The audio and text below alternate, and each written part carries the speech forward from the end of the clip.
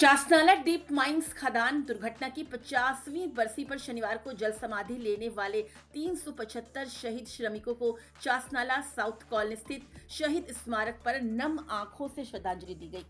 दोपहर करीब 1:35 पर आपातकालीन सायरन बजी, जिसके साथ ही मौजूद लोगों ने हृदय विदारक उस हादसे को याद कर दहल उठे। सर्वप्रथम श्रद्धांजलि सभा में 2 मिनट का मौन रखकर शहीद श्रमिकों के आत्मा की शांति के लिए प्रार्थना की गई। शहीद श्रमिकों के परिजनों ने सर्वप्रथम शहीद बेदी पर पूजा अर्चना कर मोमबत्ती दिया जलाकर व नारियल फोड़कर श्रद्धा सुमन अर्पित किया। इसके बाद सेल अधिकारियों, यूनियन नेताओं एवं जनप्रतिनिधियों ने श्रद्धांजलि दी। देखिए, आज ही के वो मनहूस दिन और वो पल थे जो हमारे अपने और हमारे मजदूर भाई आज अपनों से बिछड़ गए। और इस पल को कहीं ना कहीं आज भी याद करने पे रूह कांपता है। सोचिए कि हम लोग नहीं देखे हैं तब ऐसा लगता है, लेकिन उस दिन उस पल जो लोग होंगे वो समय जो लोग फेस किए होंगे, क्या हालत हुआ होगा, उस परिवार के क्या हालत होगा, हम लोग सोच के घबराते हैं। जबकि हम लोग को उस समय पता नहीं हम लोग थे भी कि नहीं। सुनते हैं कहानी और स्टोरी तो मतलब बहुत दर्द होता है कि एक ऐसी घटना हमारे क्षेत्र में कभी घटी थी। बस अब इतना ही कहेंगे, भगवान उस आत्मा को अपने चरणों में शरण दे, उस परिवार को इतना शक्ति दे कि उस पल को भुलाए और उनका आशीर्वाद बना रहे क्षेत्र में कि फिर ऐसी मनहूस पल कभी जीवन में ना आए। क्योंकि एक ही समय, एक ही पल कितना घर, कितना परिवार, कितने माँ, कितनी पत्नी अपना परिवार खो दी हैं। तो ये बहुत दुख की घड़ी है। आज श्रद्धा सुमन श्रद्धांजलि सभी लोग आते हैं देने। अब यही है कि उस परिवार के साथ सभी लोग खड़े हैं। आज भी देखिए कि सैकड़ों की संख्या में लोग आते हैं, दूर दूर से आते हैं। और ये ऐसी घटना है कि लोग यहाँ स्पेशल आज दिन आते हैं। अब हम लोग की यही है कि इस स्थल को जितना सुंदर बना सके कि एक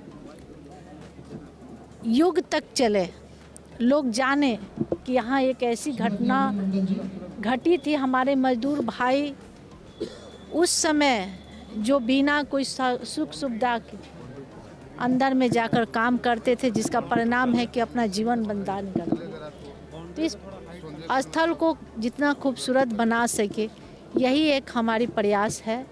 और आगे मुझे लगता है कि बहुत जल्द प्रयास रहेगा कि इस स्थल को जितना खूबसूरत बना दें कि लोग आए, उनका श्रद्धा सुमन श्रद्धांजलि दे और उस पल को हमेशा दिल दिमाग में तो है ही, हमेशा नमन करें और उस परिवार को हमेशा भगवान शक्ति दे। यही सब।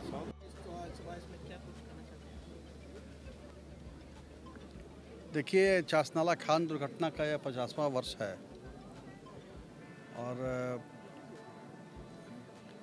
ये काफ़ी दुर्घटना जो है वो मर्माहत करने वाला है। और आने के बाद लगता है कि 375 लोग उन्होंने राष्ट्र के लिए अपने आप को समर्पित किया, उनको तो हम लोग श्रद्धांजलि देते हैं, नमन करते हैं।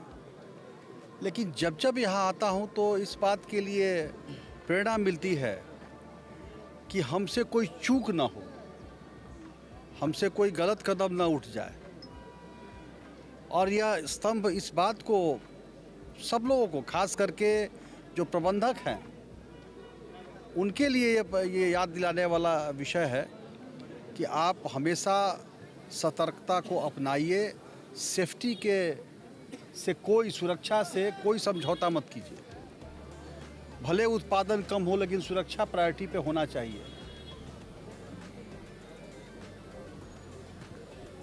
तमाम लोगों को जिन लोगों ने अपनी कुर्बानियाँ दी हैं, अपने आप को समर्पित किया है भारत माता के लिए, मैं अपनी ओर से नमन करता हूं, उनको श्रद्धांजलि अर्पित करता हूं और उनके परिवार के प्रति भी अपनी सहानुभूति अपनी संवेदना प्रकट करता हूं और साथ ही साथ फिर से एक बार मैं आग्रह करूंगा प्रबंधन से आपके माध्यम से इस अवसर पे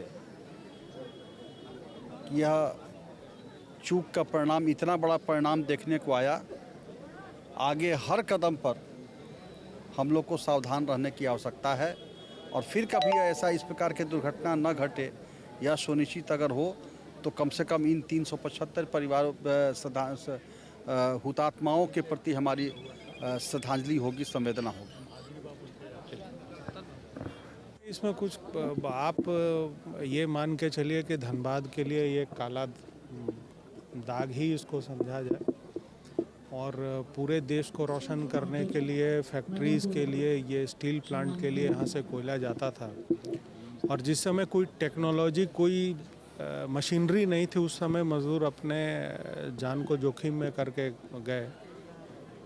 तो ये हम लोगों के लिए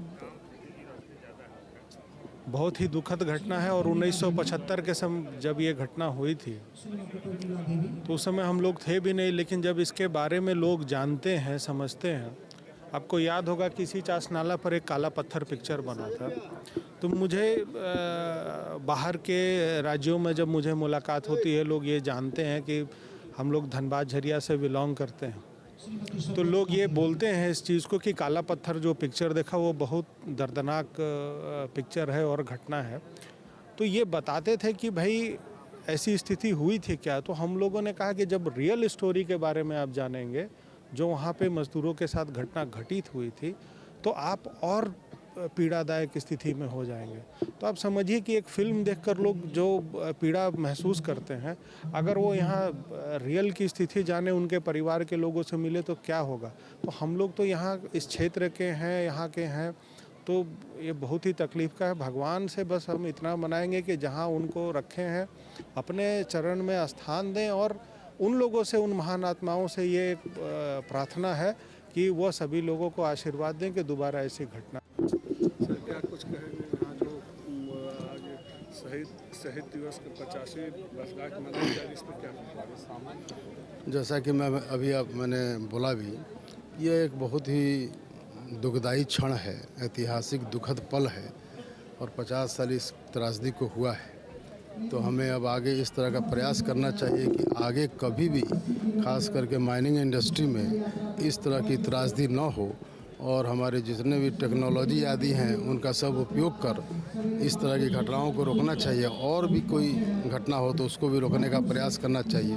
साथ ही साथ जितने भी इसमें हमारे 375 अमर शहीद जवान, उनके फैमिली को किसी तरह का कोई दिक्कत ना हो भविष्य में, इसका हम सभी लोगों को ध्यान रखना चाहिए।